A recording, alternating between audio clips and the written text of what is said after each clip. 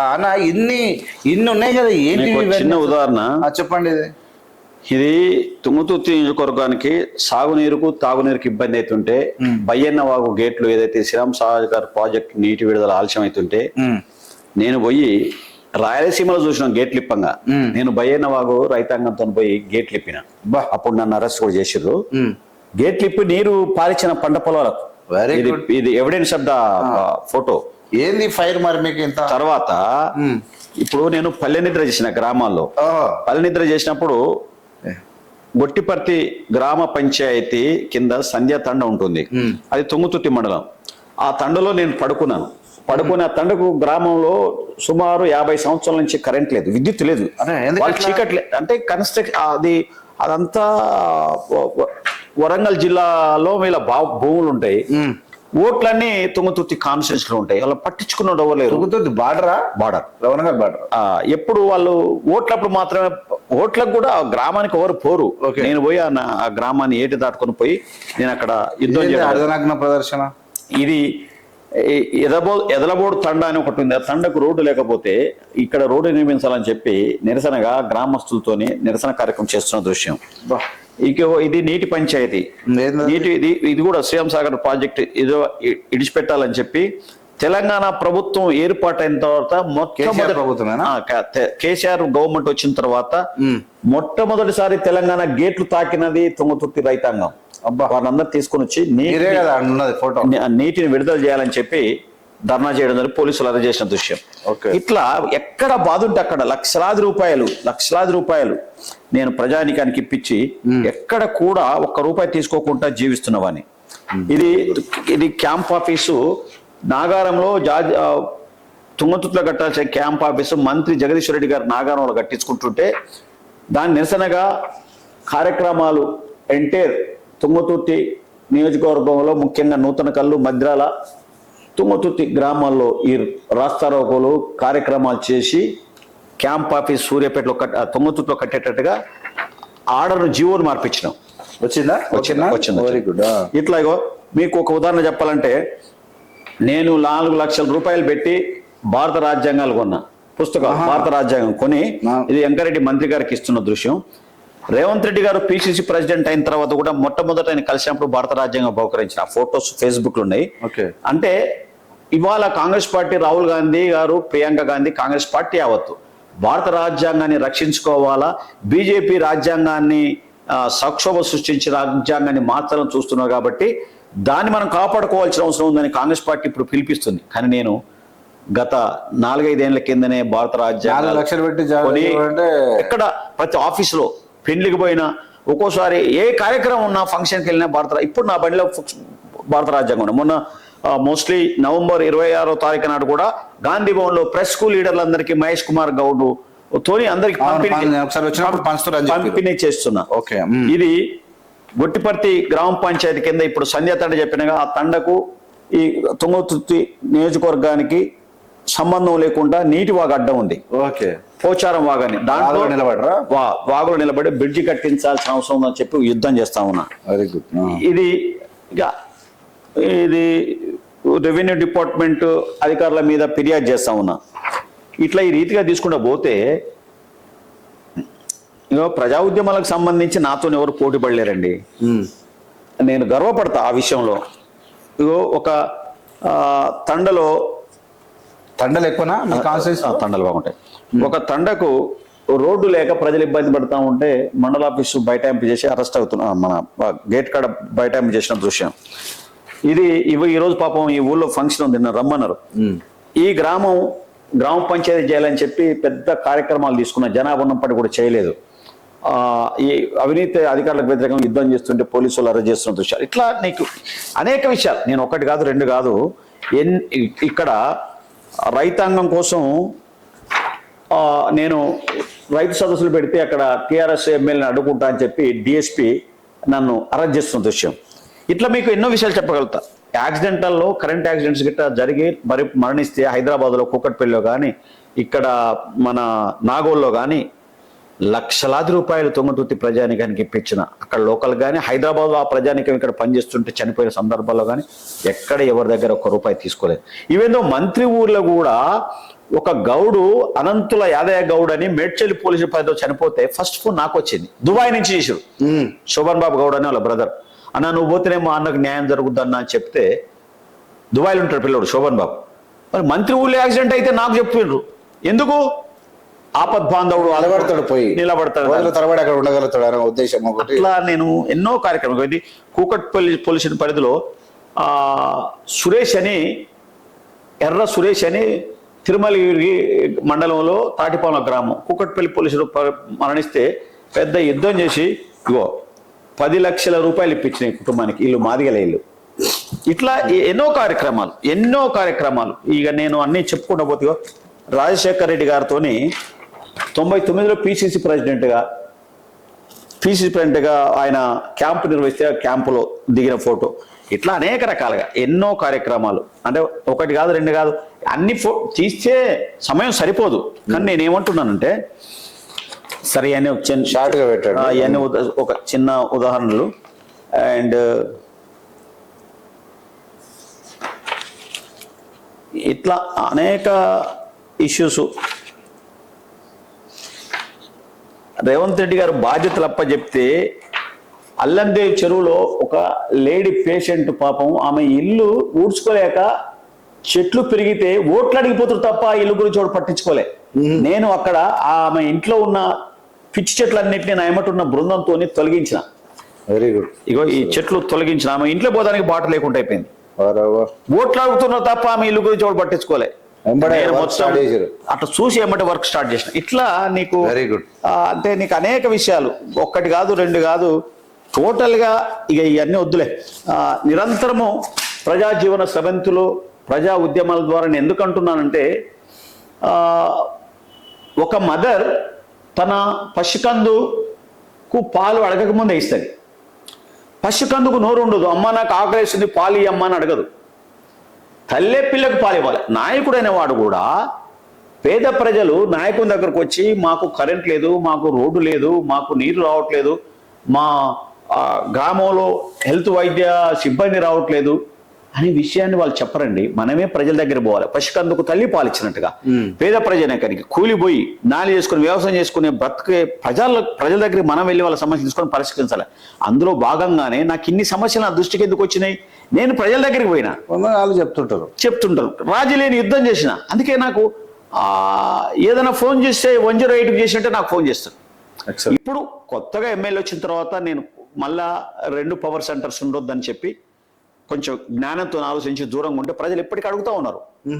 నిన్నగాక మొన్న పూలమల్ల గ్రామం మధ్యాహ్న మండలంలో మాదిగల భూమి ఆక్రమించారు.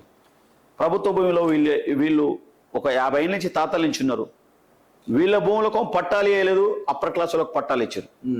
మొన్న ఫోన్ చేసి ఆర్డీఓ దగ్గరికి తైల్దారి పిలిపించి మాదిగల బాధ్యతలు కూర్చోబెట్టి మాట్లాడించి రిపోర్ట్ సబ్మిట్ చేయమని చెప్పి ఆర్డీఓతో చెప్పించిన. అంటే నేను అక్కడ కుల మతాలకు అతీతంగా మీరే ఎక్కువ టైం ఇస్తున్నట్టు అంటే ప్రజలకు ఇష్టగానే ఈ మధ్య ఇవ్వలేదు, కానీ తప్పని పరిస్థితుల్లో వెళ్లాల్సి వస్తుంది ప్రజల బాధలు వినడానికి. ఎమ్మెల్యేకు ఎవరన్నా ఫోన్ చేస్తే ఎమ్మెల్యే కలవడం చెప్పిన, కానీ ఇప్పుడు నేను వెళ్లాల్సిన పరిస్థితులు ఆసనమే కాబట్టి తప్పని పరిస్థితుల్లో పార్టీ వీక్ అయిపోయే పరిస్థితి కాబట్టి కొన్ని సమస్యలు అన్ని ఎమ్మెల్యే తీర్చలేదు కాబట్టి నేను కూడా వెళ్తా ఉన్నాను. ఎట్లుంది ఇప్పుడు తుంగతుర్తిలో కాంబినేషన్? మొన్న ఏదో అందరూ కలిసి మొత్తము మీ ఎమ్మెల్యేని కూడా నిలదీసిన పరిస్థితి మొత్తం మీడియాలో వైరల్ అయింది. అది జనాలు అంటే నేను దాని మీద మాట్లాడుకుంటుంటేనే మంచిగా ఉంటుందని అనుకుంటున్నాను. ఎందుకంటే ఒక ఎమ్మెల్యే వచ్చిండు, అతనికి కూడా కొంత సమయం ఇవ్వాలి. సరే అసమ్మతి కార్యక్రమాలు చేసే వాళ్ళు ఉన్నప్పటికీ కూడా నేను అసమ్మతివాదులకు సమ్మతివాదులకు సంధానకర్తకు ఉంటుంది తప్ప నేను ఎవరికి వ్యతిరేకం కాదు, మరొకరికి అనుకూలం కాదు. ఇప్పుడు దళిత లీడర్లు ఆల్మోస్ట్ తుంగతుర్తిలో మీరు మీ ఈ 42-43 ఏళ్ళు 44 ఏళ్ళ ప్రస్థానంలో కూడా ఆల్రెడీ సీనియర్ మోస్ట్. కానీ ముందర వచ్చిన చెవుల కన్నా వెనుకొచ్చిన కొమ్ములు మీద అన్నట్టు మందల సామాన్య టికెట్ వచ్చినా ఇంకొకరు టికెట్ వచ్చినా ఇంకొకరు ఇంకా 2-3 నేను ఖచ్చితంగా అదే కాన్స్టిట్యున్సీ టికెట్లు ఇవ్వాలని అనుకుంటూ ఉన్నారు. నిజానికి జ్ఞానసుందర్ గారు ప్రజా సమస్యలు తీర్చడంలో దిట్ట, ప్రజలకు రెస్పాన్స్ అవుతారు. అంటే రెస్పాండ్ అయ్యి టెక్నికల్గా మీకు నాలెడ్జ్ ఉంది, మీరు ఒక అడ్వకేటు, మీకు ఒక అన్నీ తెలవడం వల్ల అనేకమైన అంటే కఠినమైనటువంటి సమస్యలను కూడా జటిలమైన సమస్యలను కూడా చాలా సునాయాసంగా మీరు తీర్చగలుగుతున్నారు. ఈ విధమైనటువంటి సక్సెస్ అయిన మీరు పదవులు పొందడం లోపల అధికారము మీ పార్టీకి వచ్చినప్పుడు మీ అంటే మీరు ముందుకు పోయే లోపల మీరు వెనుకబడుతున్నారని మీకు అనిపిస్తలేదా?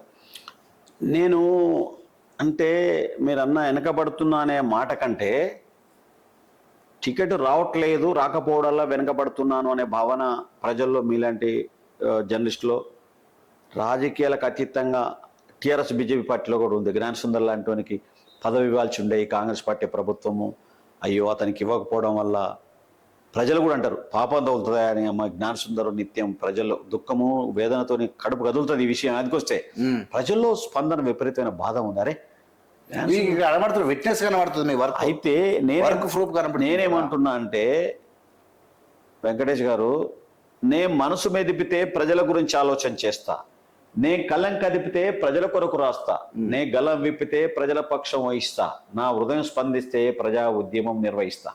ఆస్తి పాస్తుల మీద ఆశ లేనివాణ్ణి, ప్రజా సమస్యల మీద అవగాహన ఉన్నవాణ్ణి, ప్రజల పనులు అలసి ఆకలి తీర్చుకునేవాడిని, అలసటలో ఆనందం పొందేవాడిని. అందుకే మిత్రమా, బానిసగా జీవించలేను, యజమానిగా వ్యవహరించలేను, బాధితుల బంధువుగా, అనాథ ఆత్మీయునిగా, సత్యానికి సన్నిహితునిగా, కాంగ్రెస్ పార్టీ సైనికునిగా, మహాపురుషుల మార్గంలో జీవిస్తున్నా, ప్రజాసేవలో మరణిస్తా అనేది నా సంకల్పం. టికెట్ వచ్చినా రాలేదని బాధ లేదు. ఎందుకు లేదు అంటే నేను ఎన్నికల కొరకు రాజకీయాలు చేసేవాడిని కాదు, రాజకీయాలను ఆరాధిస్తా, ప్రజాసేవను శ్వాసిస్తా, ప్రజాసేవలో మరణిస్తా. మరణం కంటే గొప్పది ఇంకోటి లేదు కదా. ఆ టికెట్ వచ్చినా రాకున్నా గుండె నిబ్బరంతోనే రాజకీయాలు చేసే మనిషి నేను. కానీ కాంగ్రెస్ పార్టీ రికగ్నైజ్ చేసి నాకు బాధ్యతలు అప్పచెప్తే రేపు జరుగున ఎమ్మెల్యే కోట ఎమ్మెల్సీలో కాంగ్రెస్ పార్టీ ప్రభుత్వం నాకు ఎమ్మెల్సీ ఇవ్వాల్సిన బాధ్యత ప్రభుత్వానికి ఉంది, ఇప్పించాల్సిన బాధ్యత ప్రభుత్వానికి పార్టీకి ఉంది. ఎందుకొరకంటే మహేష్ కుమార్ గౌడ్ గారికి నా చరిత్ర తెలుసు. రేవంత్ అన్న కూడా నన్ను నేను ఆయన ప్రెసిడెంట్ గా ఉన్నప్పుడు నేను ఎన్ఎస్యూ స్టేట్ జనరల్ సెక్రటరీగా పనిచేసిన. ఓహో, ఆయన ఎన్ఎస్యూలో పనిచేసిన. స్టేట్ ఉమ్మడి ఆంధ్రప్రదేశ్ చేసినప్పుడు నేను ఉమ్మడి ఆంధ్రప్రదేశ్ కు ఎన్ఎస్యూకి జనరల్ సెక్రటరీ చేసిన. మోస్ట్లీ అట్లా పరిచయాలు ఉన్నాయి మీకు? పరిచయం ఉంది, పరిచయం. అయితే నేను ఏమంటున్నానంటే దేని అంటే కార్యకర్తల్లో చాలా బాధ ఉంది. జ్ఞాన సుందరం లాంటివన్నీ రికగ్నైజ్ చేయకపోవడం అనేది చాలా ఇబ్బందికరం అన్నమాట ప్రజల నుంచి ఉంది. నేను గౌరవ ముఖ్యమంత్రి రేవంత్ రెడ్డి గారికి, గౌరవ పిసిసి అధ్యక్షునికి, గౌరవ డిప్యూటీ సీఎం గారికి అండ్ ఉత్తమ్ కుమార్ గారికి, మంత్రివర్గంలో ఉన్న సీనియర్ మంత్రి దామోదర్ రాజనరసింహ గారికి, శ్రీధర్ బాబు కూడా, వాళ్ళందరికీ, పొన్నం ప్రభాకర్ గారికి కూడా, వాళ్ళందరికీ నా చరిత్ర, నా త్యాగము, పార్టీ కొరకు చేసే సేవలని నాకు తెలుసు. నేను వాళ్ళందరితో కలిసి పనిచేస్తున్నాను. నిజంగా చెప్పాలంటే మంత్రివర్గంలో ఉన్న వాళ్ళు కూడా నాకంటే జూనియర్ లేదు. ఆ మాట నేను అనకూడదు కానీ అంటే ఆ పరిస్థితుల్లో పార్టీ నాలంటూ నేయాలి. అసలు వాస్తవంగా ఈ రాష్ట్రంలో రాష్ట్ర ప్రభుత్వం కాంగ్రెస్ పార్టీ ఏమైనా నియామకం చేస్తే జ్ఞాన సుందర్ చేయాలి. జ్ఞాన Sundar I ready to produce the witnesses with document evidence. చెప్పగలుగుతారా వీళ్ళు 1985లో పిసిసి ప్రెసిడెంట్ తో మాట్లాడిన సందర్భాలు, మీటింగ్ లో పాల్గొన్న క్లిప్పింగ్స్ కానీ పిసిసి ప్రెసిడెంట్ కు, ముఖ్యమంత్రికి సబ్మిట్ చేయగలుగుతారా? కాబట్టి పార్టీ కూడా నాలాంటి రెస్పెక్ట్ చేస్తే ప్రజల్లో పార్టీ బలం పెరుగుతుంది. కాబట్టి నేను ఇవాళ ఏమంటున్నానంటే నాకు కులమతాలకు అతీతంగా పార్టీ సీనియర్ లీడర్గా, ఆనెస్ట్ మ్యాన్గా, ప్రజా ఉద్యమకారుడిగా, సేవకుడిగా, నాయకుడిగా నాకు పదవి ఇవ్వాల్సిన బాధ్యత, ఎమ్మెల్సీ ఇవ్వాల్సిన బాధ్యత రాష్ట్ర ముఖ్యమంత్రి గారికి, పిసిసి ప్రెసిడెంట్ కు ఉందనే మాట నేను విజ్ఞప్తి చేస్తాను. 100% ఉంది. కానీ మీకు తెలియదు ఒక విషయము, తెలంగాణ ఎట్లా వచ్చింది? తెలంగాణ ప్రజలు ఉద్యమిస్తే వచ్చింది, పోరాటం చేస్తేనే వచ్చింది. అవును. ఇలా ఎవరు వచ్చిన పదవులు ఎట్లున్నాయంటే అడిగి పిలిచిచ్చేది చాలా ఎక్సెప్షనల్ కేసు. యాక్చువల్ గా ఒక ప్లేయర్ ఎవరైతే మ్యాచ్ గెలిపేయగలరో, ఎవరైతే మంచి ఆడగలరో వాళ్ళని సెలక్షన్ చేయాల్సిన బాధ్యత ఎవరైతే సెలక్షన్ కమిటీ ఉంటుందో వాళ్ళు చేయాలి. వాళ్ళు చేయలేనప్పుడు ఖచ్చితంగా మన సత్త ఏందో మనం చూపించాలి.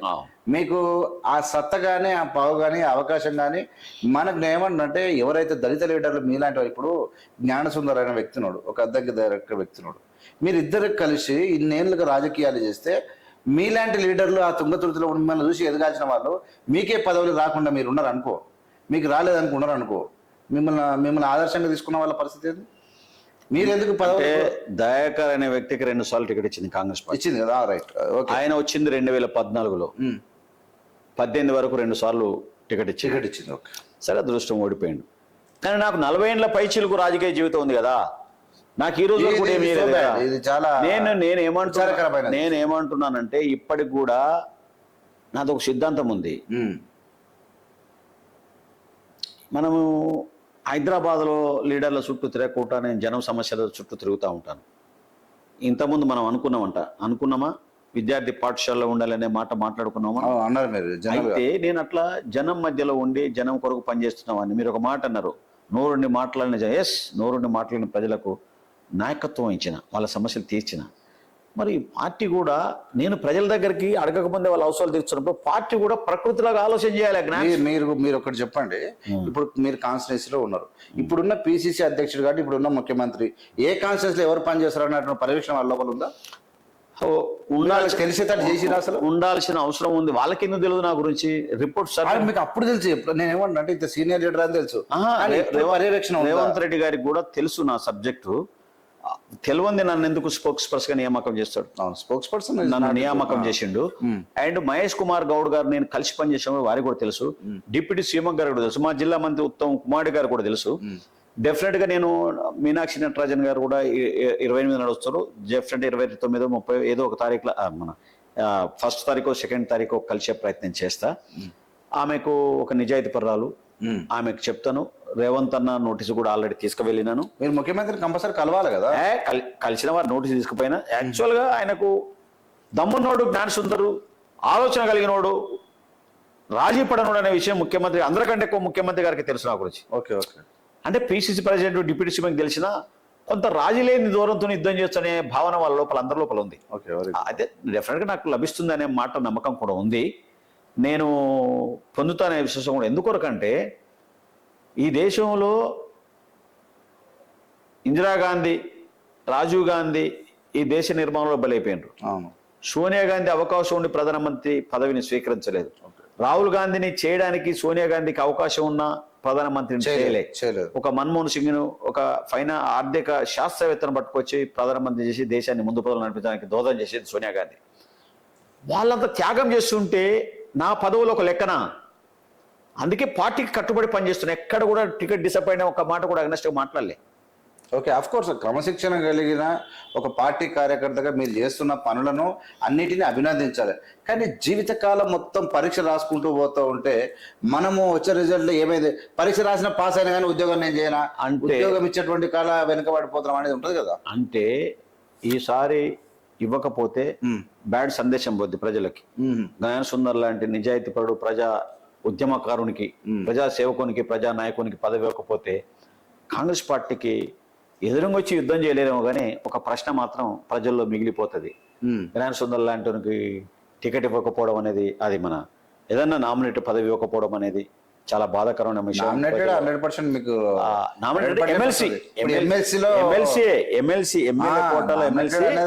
ఎమ్మెల్యే కోటాలో ఎమ్మెల్సీ అనే నామినేటెడ్ ఏదైతే ఉందో, నామినేటెడ్ ఎమ్మెల్సీ డెఫినెట్ గా ఇవ్వాల్సిన బాధ్యత కాంగ్రెస్ పార్టీకి ఉంది. ఇవ్వాలని కోరుతూనే ఇస్తారని ఆశిస్తున్నాను. మీరు ఇంకోటి చెప్పండి, మీలాంటి మీరు 40 ఏళ్ళ నుంచి 45 ఏళ్ళ నుంచి ఉన్నారు. మీ అంత సీనియర్ లీడరు పదవులు రానుల్లో ఎవరన్నారా? ఎంతమంది పనిచేసి? నాకు తెలిసి గాంధీ భవన్ లో కుమార్ రావు అని నాకంటే ఒక 2-3 ఏళ్ళు సీనియరే.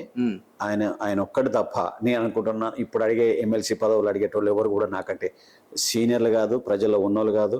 ప్రజల్లో అంటే నేను అందుకే అంటున్నా కదా, స్క్రీనింగ్ చేయాలి, ఎగ్జామ్ కండక్ట్ చేయాలి. పార్టీలో వాళ్ళు జాయినింగ్ ఎప్పుడయ్యారు, వాళ్లకు పార్టీ ఏమైనా అవకాశాలు ఇచ్చిందా, అవకాశాలు ఇవ్వలేదా అనే విషయాన్ని స్క్రీనింగ్ చేసి అవకాశం దొరకని వాళ్ళకు, ఇప్పటికే ఎమ్మెల్యే టికెట్ ఇచ్చిన వాళ్ళకు మళ్ళా ఎమ్మెల్సీలు ఇవ్వడం, నామినేట్లు ఇవ్వడం కాకుండా ప్రజల్లో విగరస్గా ఎమ్మెల్యే టికెట్ ఇచ్చిన ఓడిపోయిన వాళ్ళు కానీ విగరస్గా విశ్రాంతి లేకుండా, అలసట చెందకుండా ఎవరు పనిచేస్తున్న విషయాన్ని డీటెయిల్ సర్వే చేసుకోవాల్సిన అవసరం ఉంది. కాబట్టి చేసుకుంటే పార్టీకి ప్రయోజనం, పార్టీకి బలం. నాకు తెలిసి ఇప్పుడు ఉన్నటువంటి బిజీ షెడ్యూల్లో వాళ్లకు రికమెండేషన్లో విపరీతమైన ఒత్తిడి, ఆ కారణాల వల్ల ఎవరు ముందర ఉంటే వాళ్ళకే కనబడుతుంది. ఇప్పుడు ప్రసాదం ఎవరికి దొరుకుతుంది అంటే లైన్ రుణాలకు దొరుకుతుంది. మనం పని చేస్తున్నాం కాబట్టి గుడి దేవుని అడిగిపోయి మొత్తం పూజ చేసిపోయి నువ్వు ఎన్నో ఉంటే నీకు ప్రసాదమే దొరకని పరిస్థితికి వచ్చింది. కాబట్టి లైన్లో ఫోర్స్గా ఖచ్చితంగా ఉండాలి. ఉంటాను. ముఖ్యమంత్రి చేయాల్సిన బాధ్యత ముఖ్యమంత్రి గారి మైండ్ లో ఉంది. పిసిసి ప్రెసిడెంట్ గారికి నా గురించి తెలుసు, డిప్యూటీ సీఎం గారికి కూడా తెలుసు. రాష్ట్ర మంత్రివర్గానికి అందరికీ తెలుసు. బయటపాటి నుంచి వచ్చిన ఒకరిద్దరు మంత్రులు తప్ప కాంగ్రెస్ పార్టీలో ఉన్న అందరికీ జ్ఞాన సుందర్ గురించి తెలుసు. ఏ ఒక్కరు కూడా సానుభూతితోనే ఉంటున్న ఎడల ముఖ్యమంత్రి గారు కూడా ఇస్తారని నేను బలంగా నమ్ముతున్నా.